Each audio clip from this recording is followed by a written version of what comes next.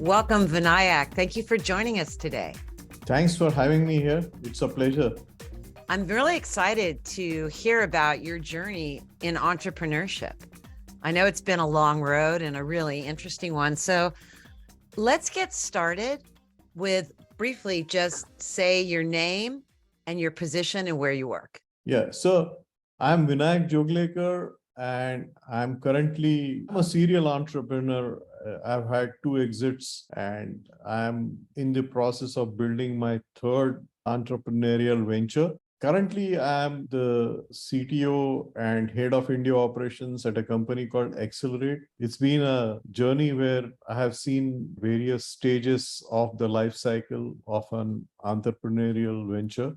So this is one of those stages where the transition is happening from a $100 million company back to zero to become an entrepreneur again. Just can't stop. Hopefully, and it definitely, I have full intention of not letting it stop. What is it that drives you to want to leave comfort and go off and go into uncertainty? I'm very comfortable doing what I'm doing. In fact, I feel very uneasy and uncomfortable if I'm not doing what I'm doing. So it's my nature or it's the way I'm built or whatever. You can blame it on anything, but that's the way I am. So for you, comfort means entrepreneurial journey. Yeah, I am very comfortable because I dream a lot and there's no point just dreaming and not doing anything about it. So I feel uncomfortable when I see that I'm just dreaming and not putting any of my plans in action. Whether I succeed or I fail, it doesn't matter, but I need to keep doing it. That's really interesting. So let's wind it all the way back and talk about how you first got involved in tech and entrepreneurship. So what drew you toward tech? And then how did you start moving toward being an entrepreneur? Yeah, it started way back. I don't know, many of the people who are hearing this conversation might not have been born in 1983 when it started. So in 1983, I was working for a Swedish company. It was called the Electronic Data Processing Department, or EDP. And I had a bright idea that I could use computers to exchange information between suppliers and providers of services. I thought it was a very bright idea and I just decided to move on and I resigned from my job and I started my entrepreneurial journey then. And then what company did you form? So that time I started a company by the name Informex. What I have today is a evolved form of that company. And I got into recruitment of professionals using exchange of information about professionals, about their careers and resumes with job descriptions on the computer. And those days, it was a very novel thing. It was like what you can call a microcomputer, which had, if I remember correctly, 512 KB of memory, which is, you can't even imagine it. Your watch has more memory than that. So that's how it started. I was very keenly interested in technology and training people. So around 2000, realized that we need to have more trained people. That was the Y2K time when we needed more people. So I started training people. I got myself certified and I used to conduct training in Java.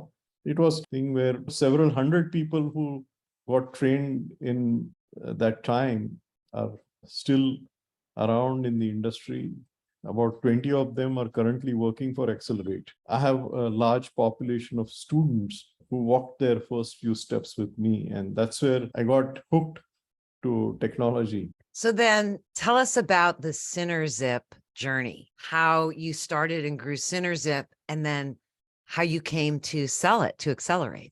Yeah, SynerZip was born from a need to serve the unmet need in the market for smaller enterprises or smaller startups to do or take advantage of the economy as well as the ability to spin up teams quickly in India. This option was open only to larger corporations and smaller companies were not served. That was an unmet need for them. So myself and Elhens, who was my partner, we decided that let's serve this unmet need. And that is how it started. And prior to that, let me step back a couple of years. Around 2002, Hemant had joined a previous venture of ours, which was a dashboard for supply chain, which is a product which is still in some form in existence. It is called Entercoms. The name of the company is Entercoms. He joined that company as the chief operating officer. I was the chief technology officer there. This company still operates out of Dallas, Texas. But a couple of years later, we realized that this product is going to take a little longer than we thought. And we decided to exit that and started Synergy in 2004. So you did a pivot. It was a case where we were not getting enough return on our investment. We had got the funding, but we had burnt out almost all the cash and the times were not good. So we had to look for options. And that's when we decided that, okay, this would be a good option. That's how it got started. It was not really a pivot because that company still exists. So they didn't really change their focus. They continued with what they're doing, and we exited that company and we started something new. So that's when it started in 2004. And then what happened? Yeah, so 2004, Agile was just a term that we had heard about. And our first customer out of Houston, it was a company that was managing mobile invoices for large corporations like Soft and Pepsi. They decided to go in for the agile way of doing things, and they asked us whether we could do it for them. And I had read the book, so I said, yeah, I know about it, but I was not like, we had never practiced it. It was just like a bookish kind of knowledge at that point of time, but we said, yes, let's give it a shot. Anyways, we didn't have any other options. So our first client demanded that we follow the agile way of doing things, and that worked very well for us because from 2004 onwards, we saw that Agile became mainstream over the next 5 to 10 years. And we rode that bandwagon. That helped us getting to the next level. And we grew the company from 0 to 20 million in the next 15 years or so. And so you were basically spinning up teams and helping small and medium-sized businesses deliver their products. Is that correct? Absolutely. That what we call as a Scrum team, which is typically a 5 to 7 member team with cross-functional team with all the roles, including quality and development, etc. So we were doing that, and we grew from an organization which had just 3 people to start with to 500 in these years, in 15 years or so. So it was a good stint, I would say. I loved it. I enjoyed it because mentoring people, training people was always close to my heart, and I love doing technology. So that was something that I did all the way for most of the 15 years when Hemant was handling all the client-facing role, basically getting the business development, sales, and marketing. So I was very lucky to have him as a partner who took care of the ongoing flow of business, and I took care of the ongoing flow of delivery. And it was challenging because even today, it's not easy to get good talent. My focus and my passion has been to acquire and nurture talent. I loved it, and I did my part of the partnership. So it seems to have worked because we had a successful exit at the end of 17 years in 2020.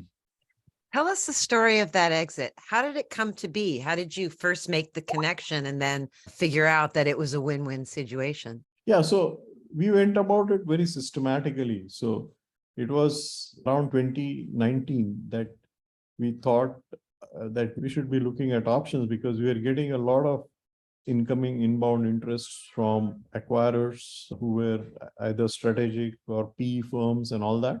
But instead of doing it randomly, we said that, okay, let's appoint a sales side investment banker. So we looked at 3 or 4 different investment bankers. We systematically compared them. We had interviews with them. and finally selected one out of those. And then we let the investment banker run the process. And they have a very systematic process. They prepare a kind of brochure, they send it out to about 700, 800 possible acquirers, and then they get LOIs. And there are various stages through which you, and then you zero down onto the mantra. There is never go for a single thing or interested party. You should always have two or three people or two or three firms that are interested in acquiring your firm, so that you can get a better deal by negotiating with them. And essentially, there should be some competition and market making that should happen.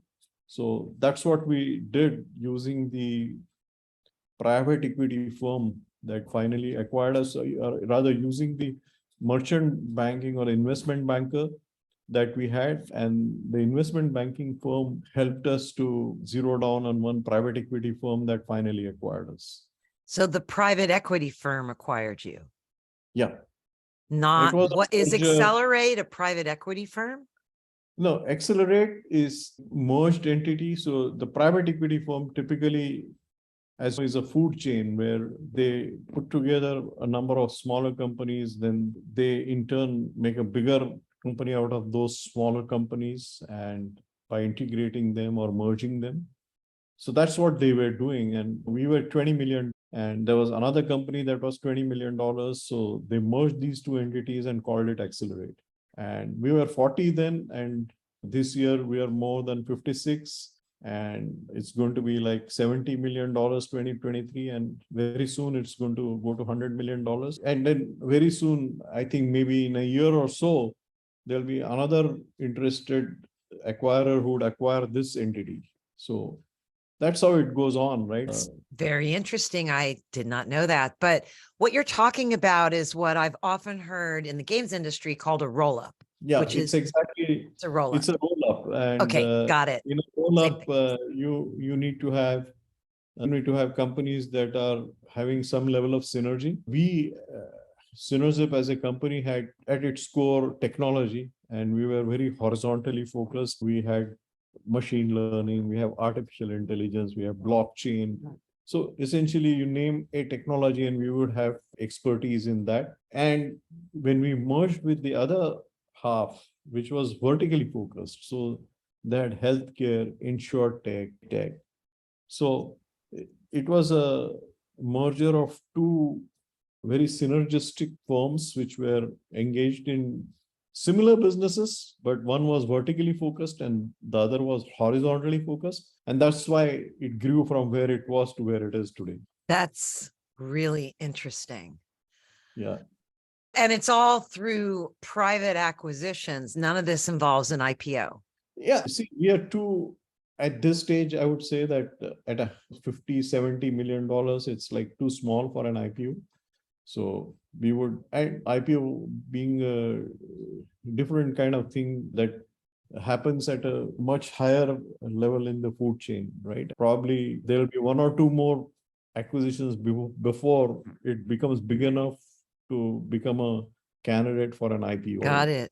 $100 million, it's way below the radar scope of bankers who would take it to an IPO. So how much of the banking relationships and et cetera is inside of India versus outside? Are you negotiating with people outside India or mostly inside? Mostly in the US. All our investment banking, legal, and most of it happens in the United States. We are only doing the delivery from India, but that's a lot because out of now 1,200 odd people who work for Accelerate, 1,100 people are working out of India. Oh. So so when it comes to delivery, when it comes to even pre-sales, inside sales, a lot of that, even marketing, a lot of that happens in India. But when it comes to negotiations and when it comes to an acquisition or M&A activity, all the investment bankers and all the private equity firms are mostly based out of the US. Interesting. So how much can you tell us about your new ideas? Yeah, this is something which I'm contemplating, and I have been, you know that very well because I was a part of your program on game thinking. There are things that we tried and they work pretty well. One of the things that has stuck is a kind of reward program. Employees or end users get hooked to do something, or they exhibit a behavior repetitively because they're liking it or they get hooked to it. For example, we are having one program where we are crowdsourcing tagging. So for machine learning, as you are required to do some kind of training set.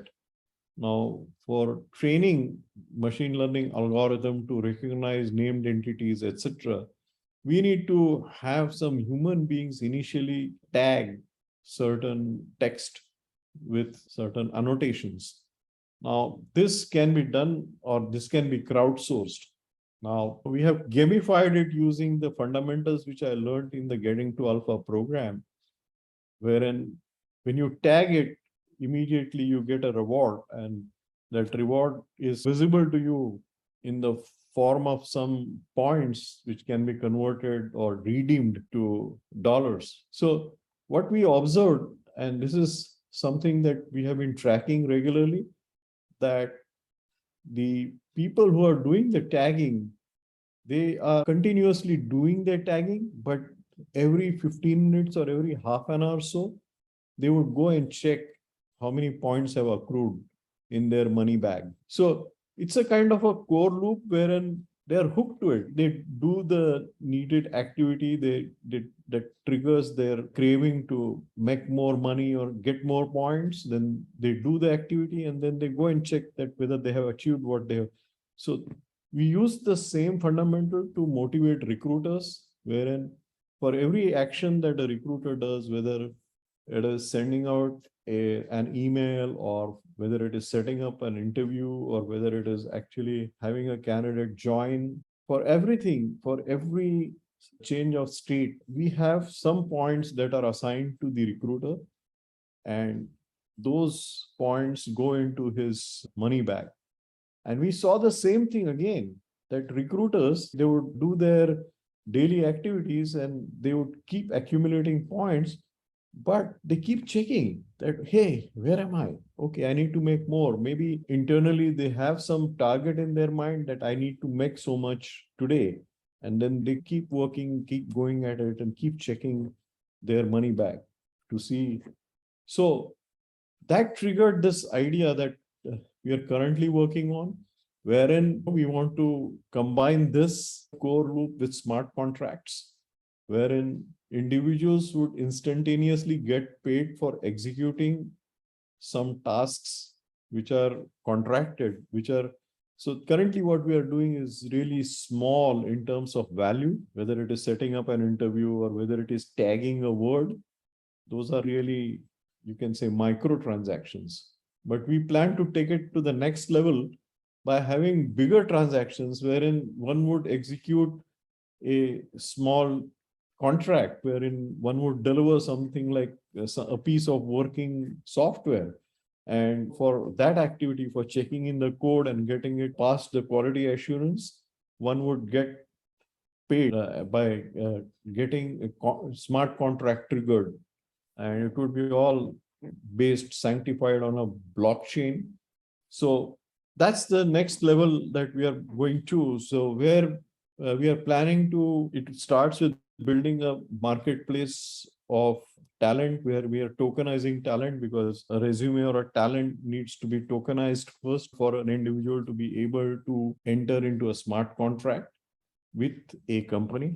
So companies can now enter into smart contracts with individual professionals instead of going through large companies. So cross-border payments are possible now using smart contracts. In India, for example, we are having central bank digital currency. As soon as we are able to do this, and as soon as the government comes with the retail program for CBDC, which is likely to happen in a month or so, We'll be having smart contracts which could get triggered when you check in the code. Someone sitting in the US would look at it and certify it and make payment, a cross-border payment, which would directly go into the wallet of an Indian developer. That's a really interesting vision. And I did not know that India was releasing a centralized digital currency. Can you tell us a little more about that? That's actually, So it is that's kind already of bearing started. the lead. That's big news. Yeah. The Reserve Bank of India, which is like your Fed, has already launched the digital currency, central bank digital currency. And they are currently trying it out with 8 banks only for bigger wholesale interbank transactions. And within 30 days, they have said that it would become available for retail transactions. So India has a very good system of making smaller payments using mobile phones, which is one of the biggest systems in the world where you can do transactions of small denominations without having to pay any fees to the bank. The same fundamental has been extended to the CBDC, and this would be available to individuals to transact with their counterparts in the US. Okay, so digital currencies, there's lots of, is this a stable coin? What No, what kind of it's a digital government. currency is this? So this is just like an Indian rupee. So it's pegged to the rupee? Yeah, it is a Okay. rupee. It is not pegged to the rupee. It is a rupee. Okay. It is a rupee on the blockchain, which can be used on smart contracts. So it is, it Is it doesn't, Ethereum based? it is based on what they call as distributed ledger technology, DLT. They have not given which kind of DLT they are using. Probably they have, the government has Oh, its own blockchain. They would not use any chain other than their own. okay. They're spinning up their own chain, which everybody Yeah, does. yeah. And they're doing digital currency and it is the rupee. It's not pegged to the rupee. Yeah, it is the rupee. So you can just buy your grocery with it. Okay. You don't need to go to an exchange like Coinbase to exchange it to a real currency. It is the fiat currency. How will you buy your grocery with it? Walk me through that. Yeah. So you have it on your mobile phone in your wallet. You walk into a Oh, shop. like okay, so it's on your mobile Yeah, and it's in your mobile. wallet, and then it It's just your- works. Yeah, it just works like any other payment system. This is something which is exciting. And what is even more exciting is because of the pandemic, most of the workforce, the knowledge workers are now working from home. And there's a realization that there is not much value that is added by intermediaries, because a professional is saying that, look, this is my home, this is my computer, my electricity, my internet, and my brain. Okay. And I'm doing interesting work for a client. And the client is saying the same thing. Look, I'm paying $6,000, but this gentleman sitting across is just getting 3,000 out of that. So what's going on here? So they are questioning the value that is being added by the intermediary organizations, because they don't anymore need the infrastructure or the office or any of that, right? This is going to be different going forward, because it's the recording companies struggling with the streaming music companies. Same way recording companies were made obsolete by the streaming music companies. This is somewhat similar to that, where there is a lot of disintermediation that's going to happen in this industry, because knowledge workers would no longer need intermediaries to manage the infrastructure, because most of it is virtual. Wow. That's So yeah, that's the now reason. now I understand why you've been dreaming and why you're launching something new. Yeah. So I'm pretty excited about it. Of course, it's going to be very difficult, because you're up against large companies who are established, and there are many other people who must be thinking the way I'm thinking.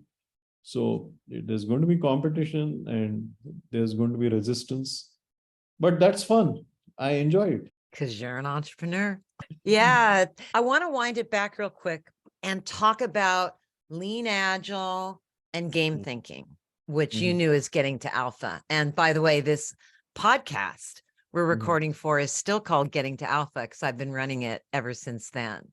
And it's Right. really the same idea, which is getting to alpha, which is validating your ideas, right? Mhm. So Mhm. one of the things that's really fascinating about your history is the way you jump on trends, sometimes Mhm. by accident, sometimes on purpose, right? Mhm. Lean Agile was a trend that you jumped on early, and that was really good for your company, and that was really smart. Right. So let's talk about what really works about Lean Agile, what was transformative and positive for you in a nutshell. Maybe just a few things, but then let's talk about what didn't work about Lean Agile, what the limitations were that led you to looking for something else. Yeah, the concept of lean agile was liked because there are a couple of things that we were thinking of doing in. So one of them was to move up the value chain by not only telling how software should be developed or how products should be built, but moving up the value chain by advising our clients on what to build. Now, when it comes to that, we need to back it up with user experience design, research, and product management, and all those things, all those roles need to be there as a part of the cross functional team. And that's what used to be hard because you would have large companies doing frog design or splice of lime and the design studios which where you have to spend millions to get your user experience design done. That was the picture then. And when we looked at lean agile, he said, okay, this is something that we don't need to really invest millions. You can do it the lean way, and we can experiment and do small steps and do continued, or you can say iterative way of learning and building things, showcasing things, getting feedback from the client. So it all appealed to us because in agile we are already doing it in a way where we were testing it and then getting the feedback from the QA or the testers and using that feedback to improve upon it. We are taking it one step further. Now we're getting the feedback directly from the market and then using that feedback to use it. So it is like moving up the value chain. And that's what excited us about Lean Agile. Now, the main challenge that we faced in that is that clients, particularly, they don't like to give away their practices or their belief systems. You always had this belief system that, okay, we will tell you what to do, and you guys just do what we tell you to do. Okay, don't tell us what we should be doing. So that's the big resistance that we had to overcome, that we had to prove that, look, this works, that we do user research, we systematically, we have a way of building a model where you can follow that model and then we can test it out.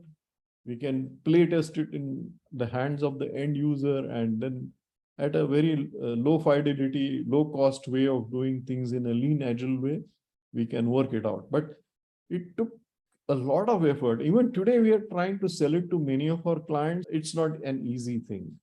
People like to believe that they know what they want, and many times that's not true. Yeah. Listening to you gives me PTSD. Just when a client thinks they know what they want and you see that they very well might be wrong.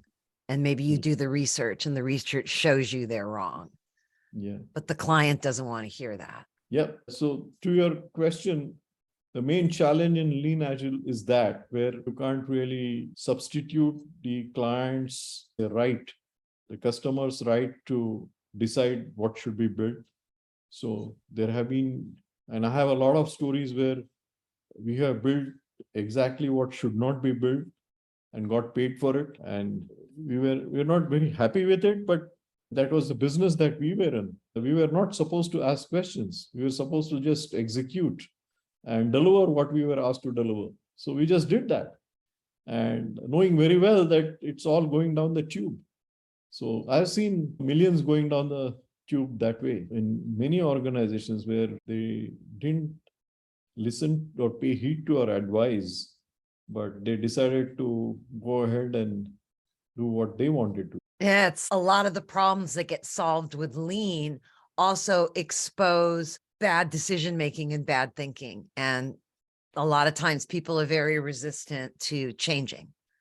And I think if we fast forward to now, I think there's overall more acceptance. But the point you're really making is that you're hired with a certain expectation. And if you violate that expectation, there's a lot of friction. When you are delivering software from India, there is always this luggage that we come with, right? With the reputation of Indian firms, some of them doing what they did, which was not very good, which used to, as a deterrent for the North American clients to venture into listening to what our advice was. And I don't blame them for that because they've heard horror stories from others. I don't say that someone was doing something deliberately. It was, they were just acting based on their prior experience, and they were just being cautious, and they were doing what they thought was the best in the interest of their companies. Building great products is really hard. It just is. So what were the problems you were looking to solve when you got involved in our programs? Honestly, I wanted to see how to get the SaaS model to work, because before that it was different. We decided that we should make a full transition to the lean way of doing things. We were thinking about transition from the traditional model to SaaS model. So the traditional software products were used on a licensing model, per user license, or whatever be the license, per server license, to software as a service model where you were really charging per use. And there was this fear that you would lose subscriptions or you would use users if, even if the management blesses the product and they have signed a contract, if the end users don't use the product, you're not going to get any revenue out of that. So it was becoming increasingly important for software products to focus on the end user for the SaaS model to become successful. I thought about having some way of getting the end users hooked. That continuity is very important. That's when we got involved into the game thinking way of doing things, and it paid off. There are several products where I can say that they achieved continued usage because we built the way your game thinking system advises. Basically, focus shifted to the end user, right? And what was going on in getting the right behavior from the end user. To answer your question, that's the bridge between what we were doing earlier in the lean startup and what we started doing with game thinking. So it was really retention. You were looking for something that would help you create software that was designed for retention. Retention of end users. So the focus shifted from getting the deal signed at the CEO level to the end user loving what you have built. So the focus shifted. So tell me about the ResumeX NFT marketplace and how you look at it through this lens. Yeah, so tokenizing any asset, and resume is a digital asset which is of high value to an individual professional, and then allowing it to be used for transactions is the idea here. We are very excited about it. So what we are doing is we are building a marketplace where individual professionals would be able to tokenize their talent or digitize resumes, and once they are tokenized on the blockchain, they would be getting some kind of currency which is called caliber. And as the name suggests, the caliber represents the total experience and knowledge and skill level of the individual professional in number or in currency. And this professional can use that caliber to stake on other professionals. This can't be converted to any cash, but it can only be used for staking on to other professionals. This is a community of people who are professionals who admire other professionals by staking their caliber on the other professionals. And this community is what we call as the NFT marketplace. Companies who are looking to build products or to get work done can execute smart contracts with individuals who are offering their services on this NFT marketplace. And when that transaction happens, Others who have staked their caliber on the professional who receives the proceeds of the transaction would also get rewarded. So there is always this sharing of the reward that would be received between professionals. And this, we have tried it out. It works very well, and professionals are extremely happy with it because it gives instant cross-border transaction. It makes it possible, as I was mentioning earlier.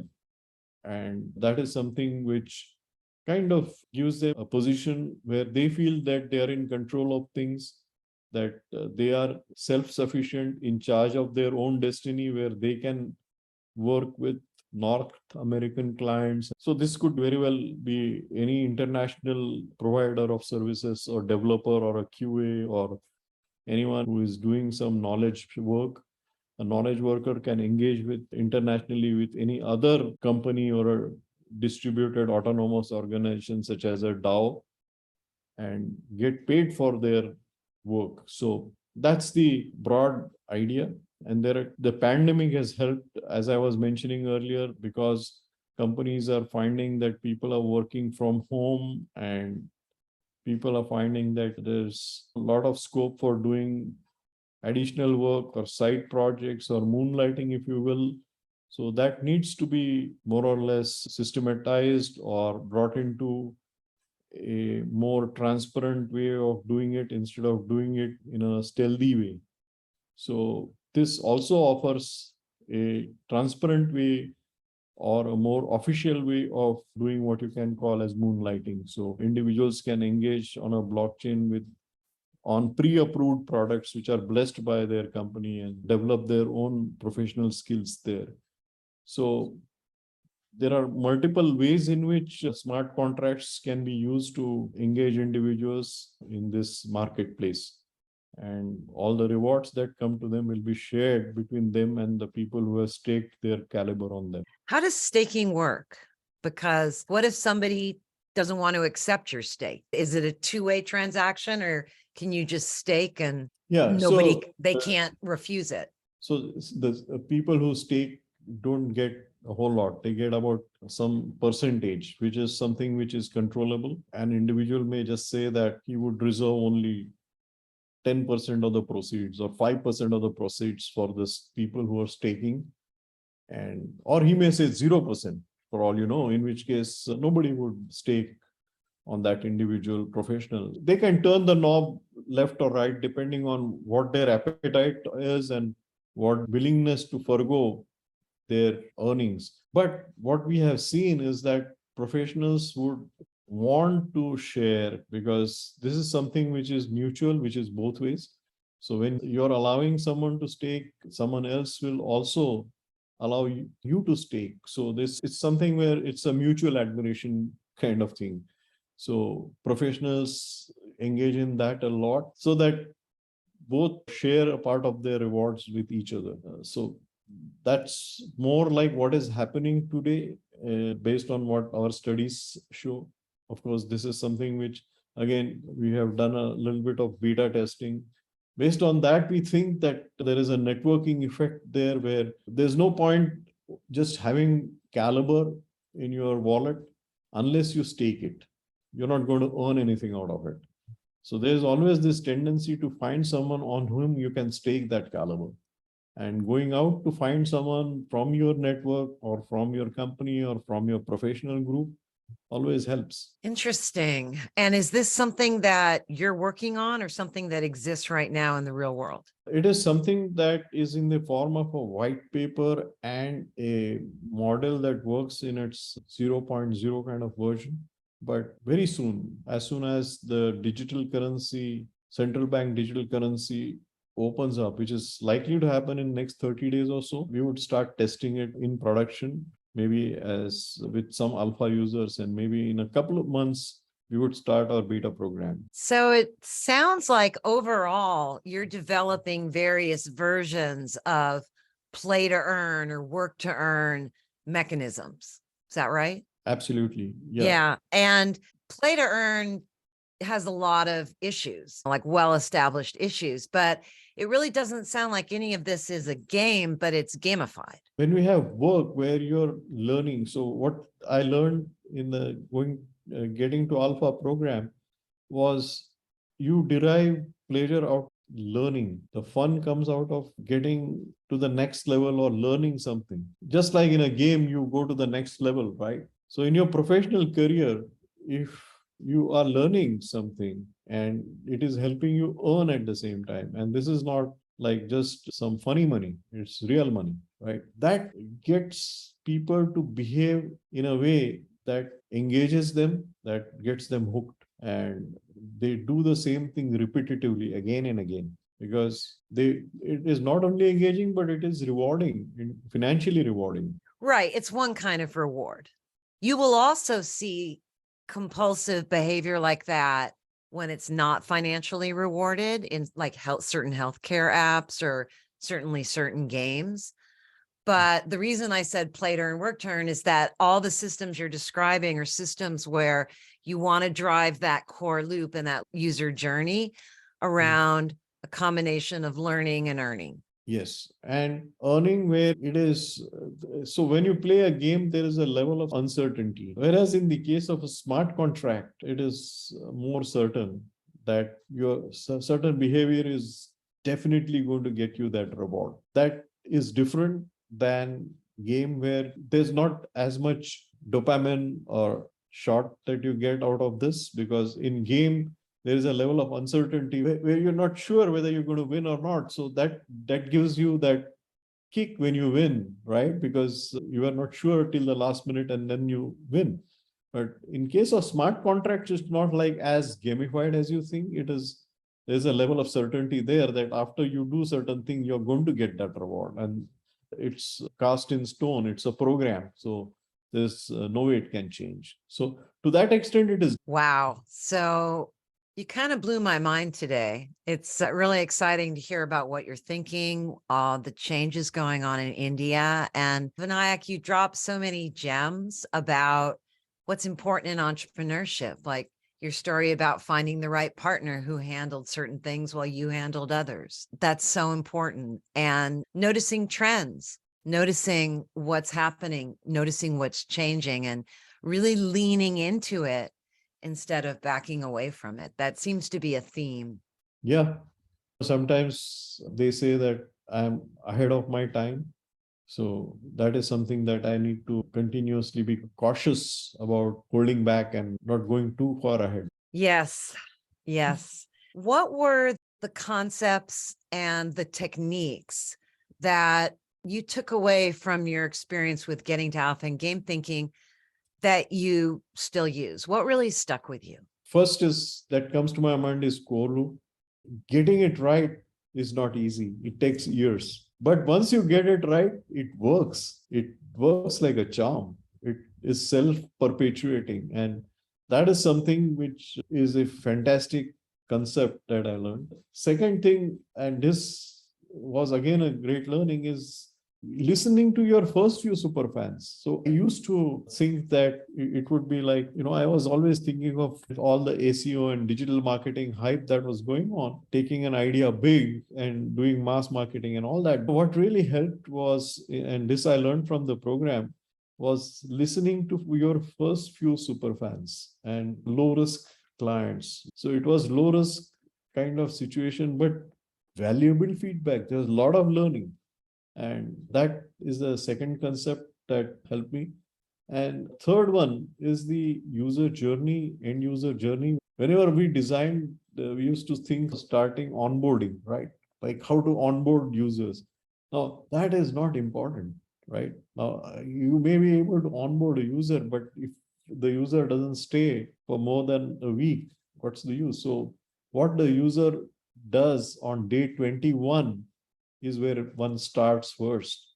So that concept was very important for us, that don't bother about onboarding when we are starting. First start with getting your concepts right, whether the product market fit is there, whether the problem solution fit is there, on the problem that you're trying to solve, whether it is getting solved. That is more important than whether you're able to onboard users successfully or not. That was a third learning. And these things have stuck on. This was a great learning. That's great to hear. I love the way you succinctly express that. And I'm thinking back to when we had brunch by the pool in Mumbai at the Taj, and Yes. just how delightful it is to hang out and talk to you. Every time I get to hang out with you, Yeah. you expand my thinking, and it's really stimulating. And I can't wait to follow up and talk more about what's going on in India, because I didn't know that was happening, and that just opens so much up. And once again, there you are, ahead of the curve. Thank you. Thank you for all the words of appreciation. Anyway, thank you so much. It's been a total pleasure. Have a good day.